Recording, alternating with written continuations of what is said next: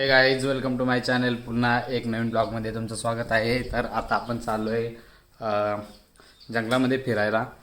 जे का आपण आंबे करवंदे काय भेटेल ते खाऊयात आज. आणि आज खूप दिवस झाले आपण जंगलामध्ये फिरलो नाही.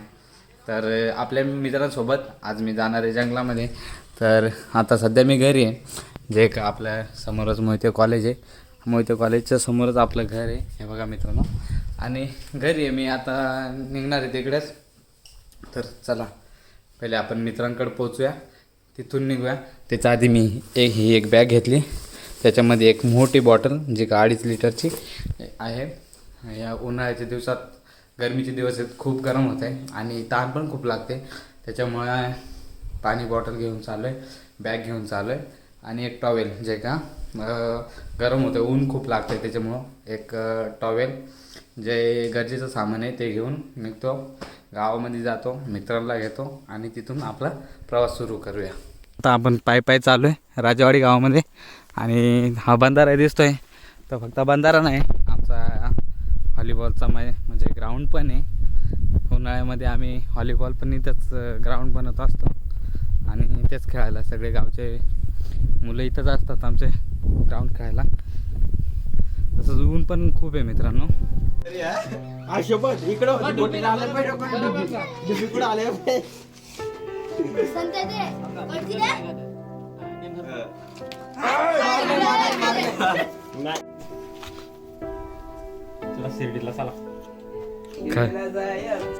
तर मित्रांनो, आता आम्ही पोहोचलोय जंगलामध्ये. जंगल तर नाही, गावाच्या बाजूला. आणि इथे एक आम्हाला आंबा भेटलाय. हे समाधानची चप्पल आहे. हा समाधान आहे. हा ट्रेकर प्रसाद आहे. हा वारगडे संकेत आहे. हा मोडेल सामा, जो का झाडावर चढायला एक्सपर्ट आहे. हा सामान घ्यायला एक्सपर्ट आहे. आणि मी असा जिकडे भेटला तिथं खायला एक्सपर्ट आहे. तर मित्रांनो, आता समाधान आहे बघा, चढतोय झाडावर. हा फेक.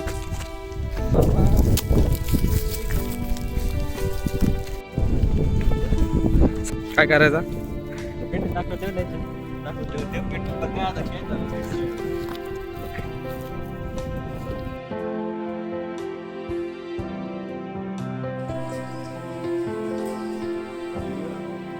तर मित्रांनो, आता आम्ही डेमकीमध्येच आहोत. पण हे बघा, आता सध्या आम्ही आलोय तोरणांवर. म्हणजे आंब्यांचा स्टॉक आम्ही घेतला बॅगेमध्ये. पण आता पानांचा डोमा करून तोरणं पण घेणार आहेत. आणि हे तोरणं आहेत ते एवढे टेस्टी असतात ना खायला, खूपच भारी असतात. पण याचे जर काटे टोचले तर ते काट्याने आग पण होते.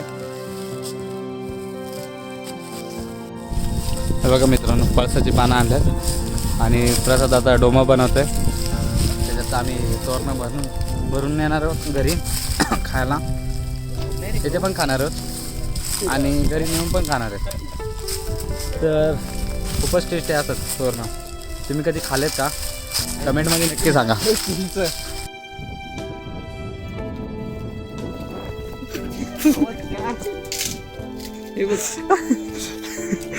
नाही काय नाही होत, थोडीशी आग होईल. दे.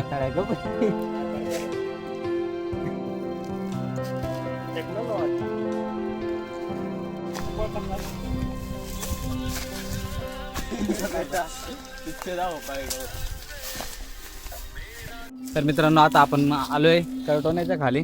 म्हणजे आमच्या नदीचं नाव आहे करटोना. आणि हे बघा, करवंद पण आम्ही घेतल्यात डोम्यामध्ये. आणि हे बघा, पिकेल खायला पण भेटतं आम्हाला. भेटला एक. हे बघा, म्हणजे प्रत्येक भरपूर आहेत, पिकलेले पण भरपूर आहेत. तर पिकलेले तो बघा, तो चोरटा घेऊन पळाला आहे. आणि ह्या वर्षीचा पहिला पिकलेला करवंद मी आजच खातोय. तसे भरपूर खाणार आहेत, कारण त्याने भरपूर पळवलेत. आमच्या पुढं आला आणि भरपूर घेऊन पळाला. हे बघा, ह्याच्याकडे तोरणा आणि पिकलेल्या करवंदा. तर आता आम्ही बघा, ही जी नदी आहे ती गार नदीच आहे. जे का खाली आल्यानंतर तिचे वेगवेगळी नावं होतात. आणि हा जो शेत आहे तो प्रसाद शेळगे यांचा आहे. तसंच आम्ही लहान असताना इथं चिंचावर पण यायचो. ती चिंच दिसतात असेल तुम्हाला, छोटीशी चिंचावर यायचो. आणि आम्हाला आंघोळीला पण इथंच खाली जायचं आहे नदीवर. तसंच तिकडे शेरीची वळी आणि तिकडे आमचे देव पण आहेत, जसं का वाघोबा वगैरे. आणि तिथून आमचं मेन जंगल स्टार्ट होत आहे. आम्ही आता नदीवर पोहोचलोय आणि हा एक बैल पकडलाय ना, लय काळा झालाय, खूप दिवस झालाय, आंघोळ नाही केला, त्याच्यामुळे त्याला आंघोळ करायला देणार आहे बाबा.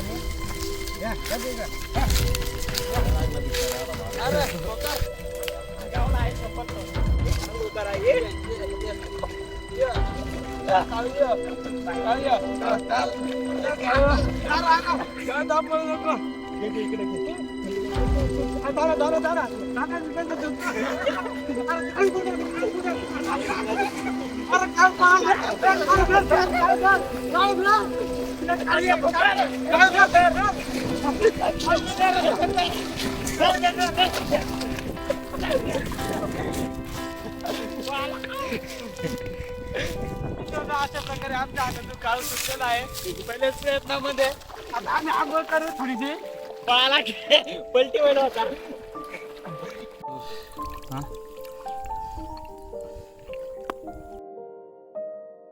तर बरं उडे तयार हो, बरी भाऊ दिवस फिराय नको.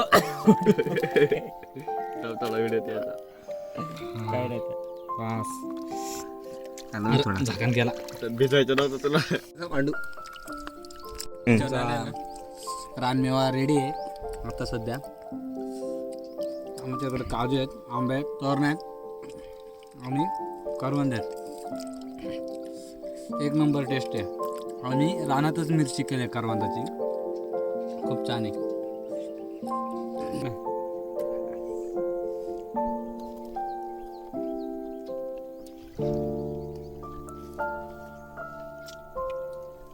अंघोळ झालेली आहे आणि आता आम्ही निघतोय घराच्या दिशेने. कुठून जायचं, कपरानं जायचा का सीताच्या पावलांना? तर आम्ही आता सीताचं पाऊल आमच्या इकडं गावाच्या खालच्या साईडनं आहे, ते तुम्हाला बघायला भेटेल. आम्ही त्याच रोडनं जाणार आहोत. आता तिथं अडचण पण खूप झाली असेल, पण थोडासा साफसफाई करून तुम्हाला दाखवणार आहोत आम्ही. तर चला तिथेच जाऊन आपण सीताचा पाऊल बघू. चढणार आहे एका मोठी कपार आहे आणि याच्या मागं लागून चाललोय आपण समाधानचे.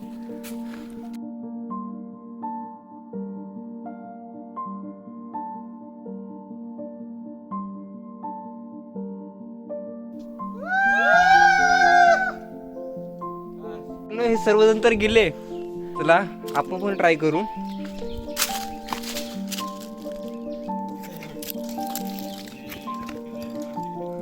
एक मिनिट शांत बसा तुम्ही. मित्रांनो आपण एवढं तर चढलोय. हे बघा आपले मित्र परिवार जे मला टाकून पाहिले होते, आता मागून मी जातोय.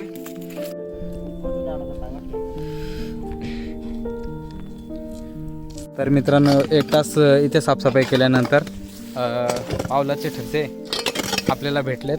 हे बघा, हे घोड्याचे आहेत आणि हे ते 2 पाऊल आहेत.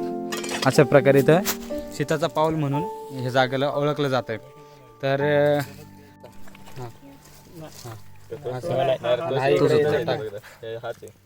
फायनली मित्रांनो पूर्ण साफसफाई झाल्यानंतर रिझल्ट असा आहे. हे बघा, ते पण आमच्याकडे पाण्याची कमी असल्यामुळं आम्ही इथं काय आम्हाला जास्त साफ करायला नाही भेटला. पण आजच्या ब्लॉगमध्ये एवढंच मित्रांनो. ब्लॉग कसा वाटला नक्की कमेंटमध्ये सांगा आणि लाईक, शेअर आणि सबस्क्राईब करायला विसरू नका. भेटूया नेक्स्ट ब्लॉगमध्ये. तोपर्यंत बाय बाय.